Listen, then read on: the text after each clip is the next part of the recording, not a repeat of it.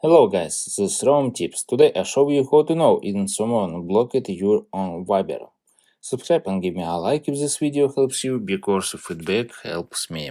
And I show you how to do it. Alright, open Viber and send and search contact and click on contact info. This contact is blocked me and click on send message.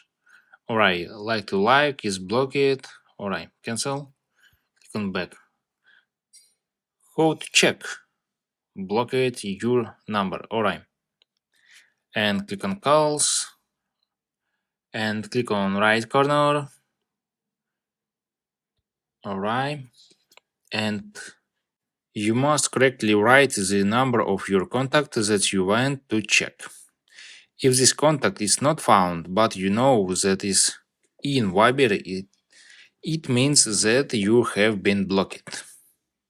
Also, if you go to the chat and see that your contact has not visited for a long time, it means that it has blocked you. Alright, that's all.